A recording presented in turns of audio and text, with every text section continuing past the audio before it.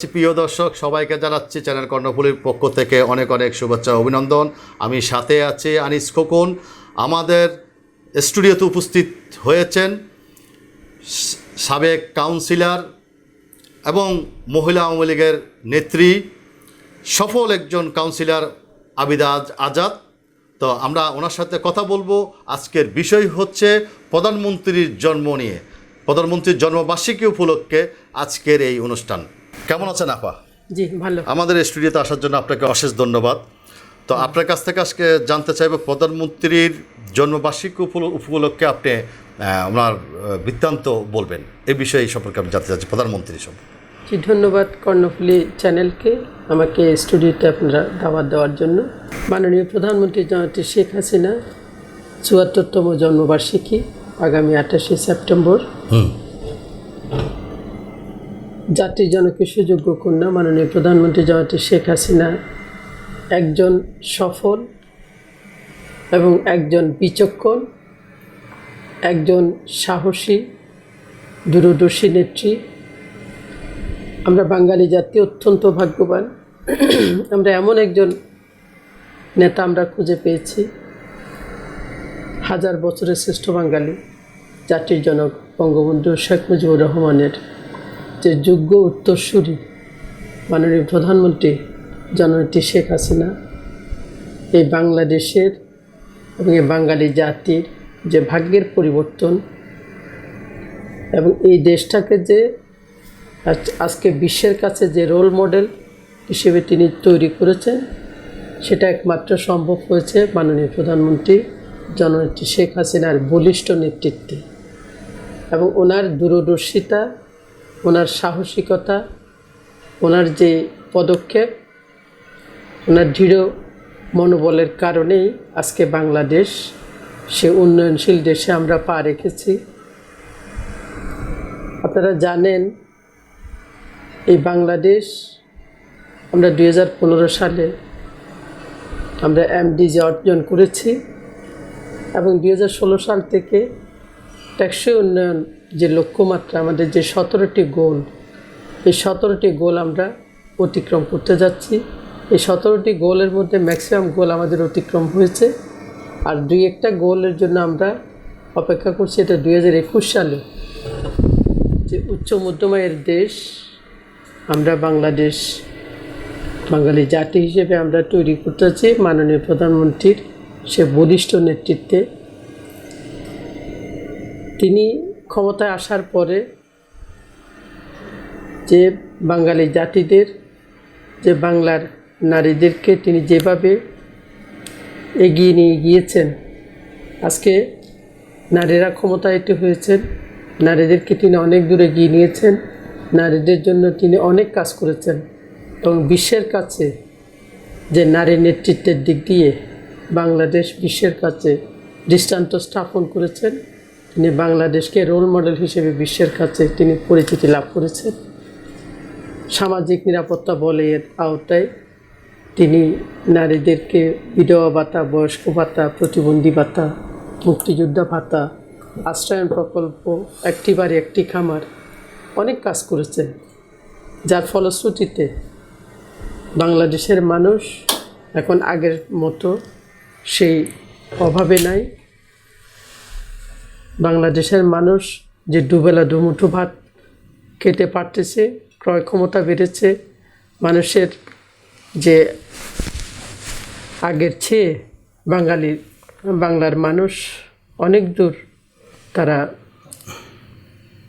এগিয়ে গিয়েছেন এবং তারা শুধুমাত্র কাজের দিক দিয়ে না, বাংলাদেশের মানুষ শিক্ষা, স্বাস্থ্য, মানুষের যে মৌলিক অধিকারগুলি তিনি বাস্তবায়ন করেছেন। আপনারা দেখেন সারা বাংলাদেশে বছরের প্রথম দিন বিনামূল্যে বই, তারপরে আপনাদের এই যে আমাদের স্বাস্থ্য খাতে সারা দেশে তিনি স্বাস্থ্যসেবা, তারপরে আপনার এই ডিজিটাল বাংলাদেশের যে তথ্য সেবা, ইউনিয়ন ডিজিটাল সেবা কেন্দ্র, নগর ডিজিটাল সেবা কেন্দ্র।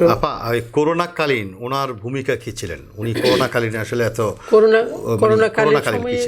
করোনাকালীন সময়ে মাননীয় প্রধানমন্ত্রী যখন বিশ্বব্যাপী যে বৈশ্বিক মহামারী করোনা ভাইরাস কোভিড-19 যখন সংক্রমিত হচ্ছে, তখন আমাদের বাংলাদেশেও সেটা সম্ভবত এটা 18 মার্চ থেকে এটা আমাদের বাংলাদেশে প্রথম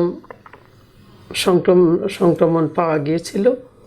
সেই থেকে ওনার যে দূরদর্শিতা, ওনার যে সাহসিকতা, ওনার যে সাহসী পদক্ষেপ, যার ফলে বিশ্ব যখন বলেছিল বাংলাদেশে অনেক মানুষ মারা যাবে, কিন্তু সেই ঘটনা আমাদের মাননীয় প্রধানমন্ত্রী ঘটতে দেয়নি। তিনি একক পরিচালনায়, ওনার একক নেতৃত্বে উনি সারা দেশে যে ভার্চুয়াল প্রোগ্রামের মাধ্যমে সবার সাথে তিনি যোগাযোগ রক্ষা করেছেন, প্রত্যেক জেলার ডিসির সাথে, প্রত্যেক জেলার সিভিল সার্জনের সাথে, প্রত্যেক জেলার মেয়রের সাথে, প্রত্যেক জেলার মন্ত্রীদের সাথে তিনি স্বাস্থ্য সেবা থেকে শুরু করে প্রত্যেক ঘরে ঘরে তিনি মানুষের এই উপহার স্বরূপ খাদ্য সামগ্রী তিনি পৌঁছে দিয়েছেন। এবং আমরা যে 41টা ওয়ার্ডের যে আমরা 55 জন কাউন্সিলর ছিলাম, আমরা সেই সকাল থেকে রাত অবধি আমরা মানুষের ঘরে ঘরে আমরা খাদ্য সামগ্রী পৌঁছে দিয়েছি। অনেক মানুষকে কিন্তু টাকাও দিয়েছে, এবং তিনি 2,500 টাকা খাদ্য সামগ্রীর পাশাপাশি নিম্নবিত্ত মধ্যবিত্ত পরিবারের জন্য 2,500 টাকা করে একটা অনুদান দিয়েছিলেন, সেটা রোজার মধ্যে। এটা আমি নিজেও দিয়েছি। এবং আমরা আমাদেরকে মানুষকে দেওয়া হয়েছে। সারা বাংলাদেশের কথা বলতে পারবো না, তবে সারা বাংলাদেশে সবাইকে দিয়েছে। আমি যেমন আপনার 2000-এর উপরে 3টা ওয়ার্ডে মিলে আমি 2000-এর উপরে লোককে আমি দিয়েছি। এবং সেরকম আমাদের 55 জন কাউন্সিলর, আমার 3টা ওয়ার্ড 9, 10, 13 এবং 55 জন কাউন্সিলর এইভাবে সবাই কিন্তু এই অনুদানটা বিতরণ করেছেন। 2,500 টাকা করে।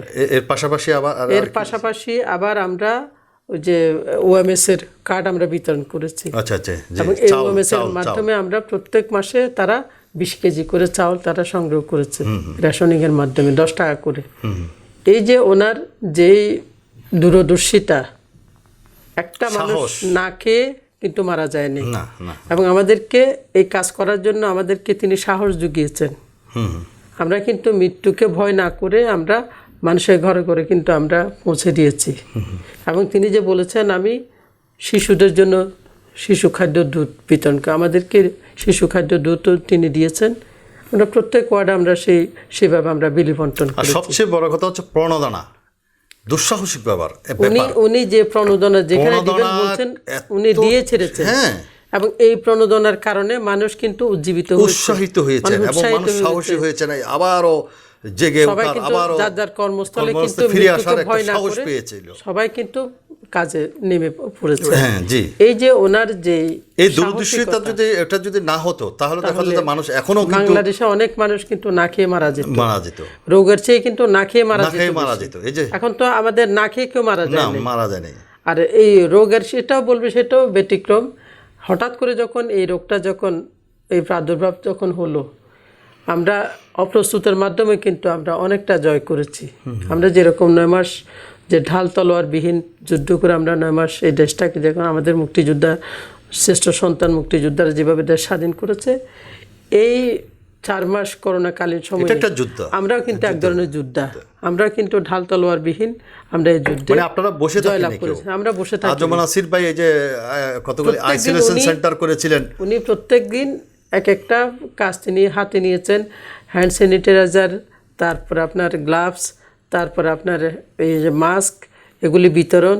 এবং আমরা বিভিন্ন জায়গায় হ্যান্ড ওয়াশ, তারপরে আমরা ওই যে লিফলেট বিতরণ করেছি। এটা দিয়ে কিন্তু আমাদের শুরু। তারপর আমরা নিজেদের ব্যক্তিগত ফান্ড থেকে আমরা খাদ্য সামগ্রী বিতরণ করেছি। পরবর্তীতে যখন মাননীয় প্রধানমন্ত্রী যখন নির্দেশ দিয়েছেন খাদ্য মন্ত্রণালয়কে, তখন সাথে সাথে কিন্তু এগুলি আজকে আসলে আমাদেরকে ফোন করে বলার সাথে সাথে আমরা যখন খাদ্য সামগ্রীগুলি আমাদের ওয়ার্ডে নিয়ে যেতাম, আমরা একদিনের মাথায় 24 ঘন্টার মধ্যে আমাদেরকে বলতে এগুলি বিতরণ করেন। আমরা এই 24 ঘন্টা বিতরণ করার জন্য আমরা মাঠে নেমে যেতাম। মানে 3টি ওয়ার্ডে আমি সার্বক্ষণিক, আপনারা দেখবেন, আপনারা আমার ফেসবুক আইডি খুলে দেখবেন, এবং সার্বক্ষণিক কিন্তু আমি জনগণের পাশে এই খাদ্য সামগ্রী বিতরণ। এবং অনেকে আসছে, অনেক মানুষ কিন্তু অনেক পরিবার আছে লজ্জায় বলতে পারে না, অনেক তাদের জন্য কি media- করেছেন তখন? তাদের জন্য তাদেরকে আমি গোপনে দিয়ে দিয়েছি। আমি শুধু ওনার অ্যাড্রেসটা নিয়ে যে আপনার বাসা কোথায়, আমি সেই জায়গায় আমার গাড়ি নিয়ে আমি নিজে গিয়ে আমার ড্রাইভারকে নিয়ে পৌঁছে দিয়েছি। এবং আমরা মানুষের যে সামাজিক যে দূরত্ব যেটা বজায় রাখতে বলছি সেটা বজায় রেখে আমরা মানে যেটা দূরত্ব বজায় রেখে আমাদের যে নির্দেশনা ছিল যে মাস্ক, হ্যান্ড গ্লাভস, তারপরে আপনার এই হ্যান্ড স্যানিটাইজার ব্যবহার করে আপনারা নিজেকে দূরত্ব বজায় রেখে সামাজিক দূরত্ব বজায় রেখে আপনারা, প্রধানমন্ত্রীর নির্দেশ ছিল এটা নির্দেশ ছিল। উনি নিজেও সেভাবে দূরত্ব বজায় রেখে তিনি যে ভার্চুয়াল প্রোগ্রামগুলি করেছেন, আমরা এটা যেহেতু এটা ডিজিটাল বাংলাদেশ আজকে এই অর্থে বলছি, এই ডিজিটাল বাংলাদেশ নিয়ে অনেকে কিন্তু অনেক হাস্যরস করেছিল। আজকে সেই ডিজিটাল বাংলাদেশ আজকে আমাদের জাতির জনক যে বঙ্গবন্ধু শেখ মুজিবুর রহমান যে ব্যাটবুনিয়া যে উপগ্রহ তিনি তৈরি করেছিলেন, সেটা মাননীয় প্রধানমন্ত্রী বঙ্গবন্ধু স্যাটেলাইট উৎক্ষেপণ করলেন গত বছর, আপনারা জানেন। সেটার কারণে আজকে যে সাধারণ সভা, জাতিসংঘে সাধারণ সভায় মাননীয় প্রধানমন্ত্রী প্রত্যেক বছর কিন্তু যোগ দেন। এবার কিন্তু এই করোনাকালীন অবস্থার কারণে ওখানে যোগ না দিয়ে ভার্চুয়ালের মাধ্যমে কিন্তু তিনি ওই সাধারণ সভায় যোগ দিয়েছেন। এটা আমাদের জন্য, বাঙালি জাতির জন্য বিশাল বড় অর্জন। কথা উনি খুব অর্থাৎ দুঃসাহসী ডিজিটাল ছিলেন। বাংলাদেশ আজকে সার্থকতা এখানেই। এই ডিজিটালের কারণে, বঙ্গবন্ধু স্যাটেলাইট উৎক্ষেপণের কারণে মাননীয় প্রধানমন্ত্রী আজকে যে জাতিসংঘের সাধারণ সভায় তিনি ভার্চুয়ালি আজকে ওনার ভাষণ ওখানে হ্যাঁ হচ্ছে তো, সবার সাথে ভার্চুয়াল উনি গতকাল করতেছেন, গতকাল রাত 3টার সময় তিনি ভার্চুয়াল মিটিং করেছেন, আলাপ আলোচনা আজকে করছেন। সবাই দেখতে পাচ্ছেন। এটা তো আমাদের বাঙালিদের জন্য, বাঙালি জাতির জন্য বিশাল একটা বড় অর্জন। অর্থাৎ বিশ্বে বাংলাদেশকে আর খাটো করে দেখার, হ্যাঁ বাঙালিকে কিন্তু আর খাটো করে দেখার আর সময় নেই, সুযোগ আর নেই। তিনি সব কিছু করেছেন। এবং ইনি দেখেন 2021 সালে উনি পরিকল্পনা করলেন, 2041 সালের বাংলাদেশের পরিকল্পনা তিনি করলেন। এবং আগামীতে 2100 সালের বাংলাদেশ কেমন হবে, কিভাবে রেখে যাবেন আমাদের ভবিষ্যৎ প্রজন্মের জন্য, আমাদের যে ভবিষ্যৎ বংশধর যারা আসতেছে আগামী প্রজন্ম, তাদের জন্য তিনি 2100 সালের বাংলাদেশ কিভাবে রেখে যাবেন সে পরিকল্পনা, কি করবে, সেই সামনে আর ডেল্টা কি প্ল্যান, পরিকল্পনা আর কি কি উনি আছে, সেই আর ডেল্টা কি প্ল্যান হাতে পরিকল্পনা নিয়েছেন। আছে? আমাদের ছেলেরা আধুনিক বাংলাদেশ তারা পাবে। অর্থাৎ তিনি এই ডেল্টা প্ল্যান যেটা করেছেন সেটা একটা মিটিং হয়তো ওনারা করেছেন, আগামীতে তিনি যে পরিকল্পনা উনি বাস্তবায়ন করবেন আমরা দেখব, জানব।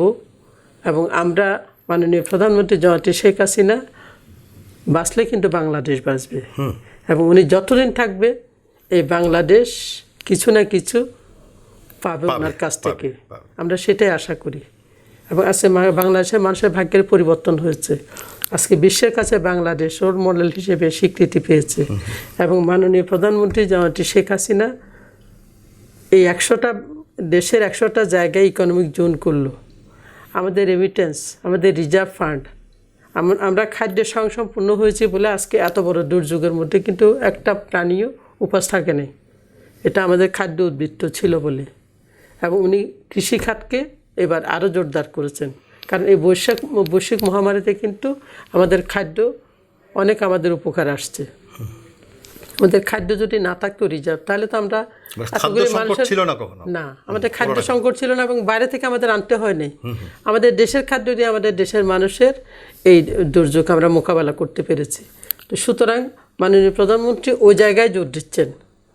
সে কারণে উনি এবার কৃষিখাতকে আরও ঢেলে সাজানোর জন্য বলছেন, আরও বীজ, উন্নত বীজ উনি তো ওটা নিয়ে তো এখন করতে বলেছেন। উৎসাহ দিচ্ছেন এবং সহযোগিতা করছেন। এখন উনি বলছেন যে বাংলাদেশে কোনো জায়গায় 1 ইঞ্চি ফসলের জায়গা খালি থাকবে না, থাকতে পারবে না। না, কেন? কারণ আমরা তো এবার বুঝতে পেরেছি 2020 সাল আমাদের জন্য কি বড় বিপদ আমাদের জন্য এসেছিল। আমরা যেটা মোকাবেলা করতে পেরেছি, এটা মাননীয় প্রধানমন্ত্রী একক বলিষ্ঠ নেতৃত্বে এটা সম্ভব হয়েছে। অন্য কোনো সরকার হলে কিন্তু এত বড় দুর্যোগ মোকাবেলা করাটা সম্ভব ছিল না। আপনি দেখুন যে বাংলাদেশে যে রোহিঙ্গারা যে হারে এখানে আসতে শুরু করেছিল, হ্যাঁ, একমাত্র প্রধানমন্ত্রী দেখেন উনি কত বড় মানবতাবাদী একজন নেত্রী, হ্যাঁ, সাহসী, যে আমি যদি 17 কোটি মানুষকে যদি খাওয়াইতে পারি, আল্লাহ যদি খাওয়াই, তাহলে ওখানে হয়তো 10 লক্ষ মানুষ তারা খাবে, তারা আগে না খেয়ে থাকবে না। এটা কিন্তু ওই জন্য তো উনি বিশাল বড় একটা মানবতার মা। মানবতা, মা, মহর্ষি নারী। উনি মানবতার মা। উনি বলছে আমরা যদি 2 বেলা খেতে পারি তাহলে আমাদের সাথে আমরা কমকে তাদেরকে খাওয়াবো, এবং তিনি সে আহারও জুগিয়েছেন। এবং রোহিঙ্গারা কিন্তু এখন দেখেন, রোহিঙ্গারা কিন্তু এই বাংলাদেশ থেকে যেতে চাচ্ছে না, না, চাচ্ছে না, তাদেরকে কোনোভাবে কিন্তু ফেরানো যাচ্ছে না। ফেরানো যাচ্ছে না। তো তাহলে তারা এখানে নিরাপত্তায় ছিলেন, তাদের সকল কিছু তারা পেয়েছেন, যে মৌলিক অধিকারগুলো তারা যখন এখানে পেয়েছেন, সে কারণেই তারা যাচ্ছে না। থাকা, খাওয়া, সবকিছু, চিকিৎসা, সব কিছুতে তারা পাচ্ছে। সব তো দিচ্ছেন, সরকার নিজেও দিচ্ছেন, এবং আমাদের দেশের মানুষ সবাই কিন্তু ঝাঁপিয়ে পড়েছেন এই রোহিঙ্গাদের জন্য। তো যাক, আজকে আমরা সেই একজন বড় মাপের নেত্রী আমরা পেয়েছি বলে। নোবেল পাওয়ার অবশ্যই যোগ্য। অবশ্যই নোবেল, সেটা আপনি কি একটা মনে করেন? নোবেলটা সেটাকে নিয়ে এত আমরা বাড়াবাড়ি করতে, এটা ভুল। উনি তো আল্লাহর কাছে অনেক বড়, অনেক বড়, অনেক বড়, অনেক অনেক। আমি বলি উনি যে এতগুলি মানুষের দায়িত্ব যে মাথায় নিয়েছেন। এবার আজকে দেখেন, উনি যখন এই যে একটা সামান্য যে ভিক্ষুক, ওই ভিক্ষুক 10,000 টাকা জমায় মাননীয় প্রধানমন্ত্রীকে হাতিয়ে দিয়েছেন। কার জন্য? করোনাকালীন সময় জনগণের জন্য। তাৎক্ষণিকভাবে মাননীয় প্রধানমন্ত্রী কী করলেন? ওই ভিক্ষুককে ঘর করে দিলেন ওই এলাকার ডিসিকে দিয়ে। এবং আজকে দেখেন, একজন নারী যখন ঘানি টানতেছে নারীকে দিয়ে, পুরুষ, তখন তাৎক্ষণিকভাবে ওনাকে গরুর ব্যবস্থা করে দিলেন। উনি কত বড় মাপের হলে এই কাজটা করা যায়, মানবতাবাদী। এবং একটা মেয়ে ফোন করে ওনার সাথে কথা বলতে চেয়েছিলেন, মাননীয় প্রধানমন্ত্রী ফোন করে মেয়েটার সাথে, একটা অটিস্টিক, ওনার ভিতরে কোনো অহংকার, ওনার দূরদর্শিতা, ওনার বিচক্ষণতা, অহংকার, নিরহংকার একজন নারী, এবং উনি একজন অতি সাধারণ। উনি অন্য 8-10 জন নারীর মতো, ওনার মধ্যে কোনো অহংকার, কোনো অহমিকা। উনি একজন রাষ্ট্রপ্রধানের মেয়ে, উনি একজন রাষ্ট্রপ্রধান, এই ধরনের মনোভাব ওনার মধ্যে নাই। উনি যে সকল শ্রেণীর মানুষের সাথে ওনার সমান সুযোগ উনি দিচ্ছেন। কখনো আপনি দেখা করেছিলেন বা সামনাসামনি হয়েছিল আপনার সাথে? আমার সাথে বেশ কয়েকবার সামনাসামনি দেখা হয়েছিল। আমি যখন রাজপথে প্রথম নামি, আপনারা জানেন কিনা জানেন না, সাম্প্রদায়িক দাঙ্গা যখন হয়েছিল এরশাদের আমলে, তখন আমার বয়স কত, বড় জোর 18-20। মাননীয় প্রধানমন্ত্রী যখন বাবরি মসজিদ পুড়ে দিল, তখন আমাদের এই যে ঐতিহাসিক কবিল্লাদা মন্দির, আপনারা চিনেন, আমার এলাকা, ওই কবিল্লাদা মন্দির পুড়ে দিয়েছিল। তখন মাননীয় প্রধানমন্ত্রী এই মন্দির পরিদর্শনে বাই রোডে তিনি আসছিলেন। তখন আমাদের নেতা ছিলেন বাবু ভাই, তারপর মহিউদ্দিন ভাই। মানে মন্দির যদি ফুরাই দিয়েছিল, পরিদর্শনে আসছিলেন, দাঙ্গার জন্য আসছিলেন, সাম্প্রদায়িক দাঙ্গা, তার মধ্যে উনি সমাধান করার জন্য, এটা দেখতে আসছেন, এবং নেতাদের সাথে দেখা করতে আসছেন। তিনি তো আমাদের তৎকালীন বাংলাদেশ আওয়ামী লীগের সভানেত্রী ছিলেন। তখন আমরা, বাবু ভাই ছিলেন, মহিউদ্দিন ভাই ছিলেন, তারপরে সুলতান কবির মারা গিয়েছেন, উনি ছিলেন। ঢাকা থেকে ওনার সাথে আমির হোসেন আবু ভাই আসছিলেন, আমার আইডিতে আপনারা ছবিটা দেখবেন। তারপরে আপনার আজকের যিনি প্রশাসক কোষাধারণ সুজন ভাইও আছেন, অনেক নেতারা ছিলেন। তখন আমরা ওই যে কবিলাদাম মন্দিরের মুখে যে, তখন কি আপনিও ছিলেন? হ্যাঁ, ওই গলির মুখে আমরা মাত্র নারী ছিলাম 3 জন। আমি আমার ওয়ার্ডের সেক্রেটারি, আমার প্রেসিডেন্ট ছিলেন একজন ফেরদৌসী নাজিম, আমি সাধারণ সম্পাদক, এবং 9 নম্বর ওয়ার্ডের একজন ছিলেন জাহানারা মুস্তফা, উনি ওই ওয়ার্ডের সভানেত্রী। আমরা 3 জন নারী অনেকক্ষণ বসেছিলাম। আমরা সেই সকাল 8টা থেকে ওখানে বসা রাস্তার উপরে। যখন 11:30 বাজলো, ওয়ারলেসে তখন ফোন দিল, আমাদের সভানেত্রী এসে পৌঁছে গেছেন। মাননীয় প্রধানমন্ত্রী ঠিক 12টায় ওই কবিলাদা মন্দিরের যে গলি, গলির সামনে যখন গাড়ি দাঁড়াইলো, রোডের মেইন রোডের পাশে, বাবু ভাই নেত্রী বলে যে, আপা, এতগুলি মানুষ, প্রায় 2000 লোকের সমাগম। তখন আমরা তো বিরোধী দল। তখন বাবা ভাই বলে যে, আপা, এখানে তো এতগুলি পুরুষের মধ্যে আমাদের মেয়েরা যেতে পারবে না। তখন আমার বয়সটা খুব কম, এই তিনজনকে আপনার গাড়িতে তোলেন একসাথে একসাথে। তখন মাননীয় প্রধানমন্ত্রী তৎকালীন বাংলাদেশ আওয়ামী লীগের সভানেত্রী গাড়িতে বসে যখন সাইড দিলেন, দুইজন বসলেন, ওনারা একটু নাদুস নুদুস, আর আমি ছিলাম একদম শুকনা। আমাদের মাননীয় প্রধানমন্ত্রী খুব শুকনা।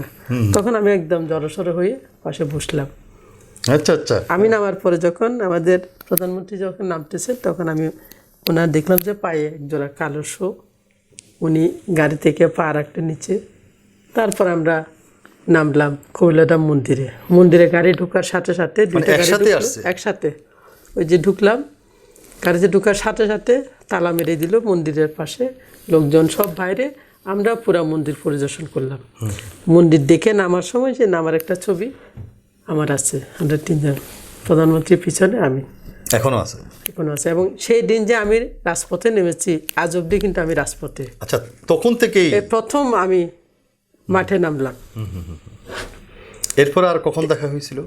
এরপরে এই যে ইয়াতে এই আপনার জনসভা, আপনার প্রত্যেক বছর আমরা তো তখন বিরোধী দল, হ্যাঁ, এই বিরোধী দলে আমরা প্রত্যেক সম্মেলনে ঢাকায় গিয়েছি এবং প্রত্যেক জনসভায় মাননীয় প্রধানমন্ত্রী আসছেন। আমরা কিন্তু মাঠে সরগরম। আমি তো একটা দিনের জন্য ঘরে ঢুকে নেই, কারণ এখন তো আমাদের তো আওয়ামী লীগের সুদিন।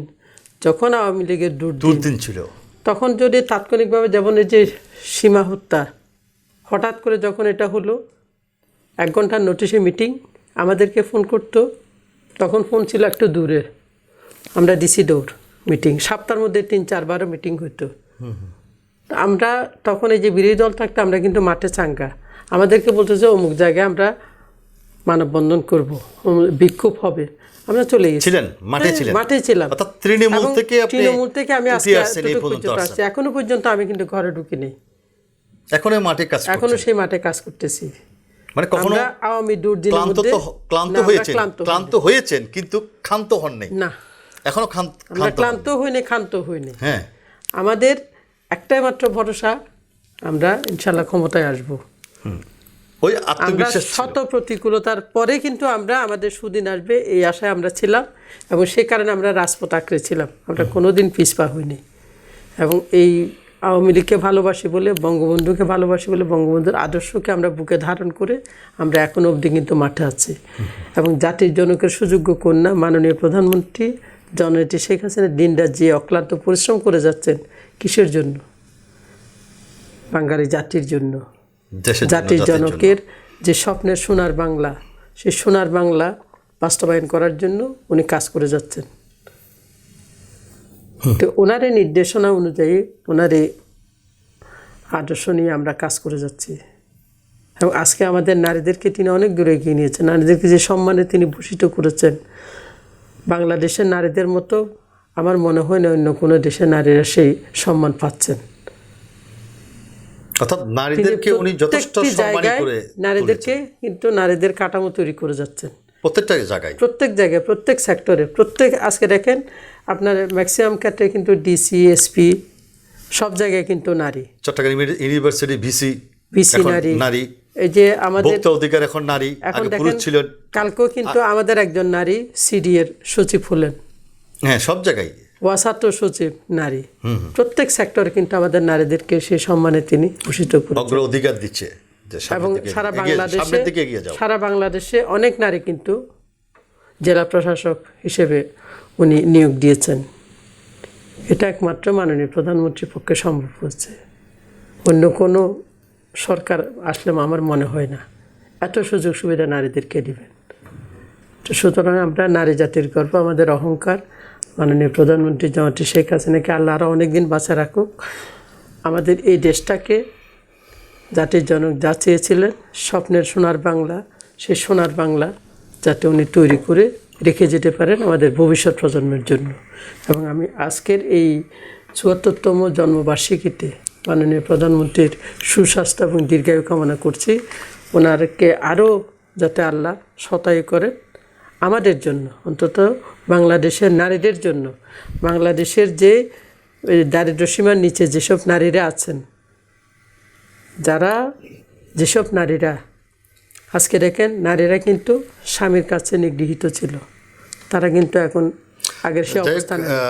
আপা আমাদের আসলে শেষ করতে হচ্ছে, তো আপনাকে অশেষ ধন্যবাদ আমাদের স্টুডিওতে আসার জন্য।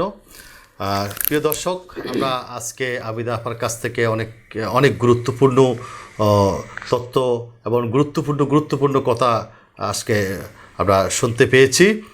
তো আমরা ধারাবাহিকতায় এইভাবে বিভিন্ন অনুষ্ঠান নিয়ে আমরা সবসময় আপনাদের কাছে হাজির হব। তো এই পর্যন্ত আপনারা ভালো থাকুন, সুস্থ থাকুন, সুরক্ষিত থাকুন, চ্যানেল কর্ণফুলীর পর্দায় থাকুন। ধন্যবাদ। ধন্যবাদ।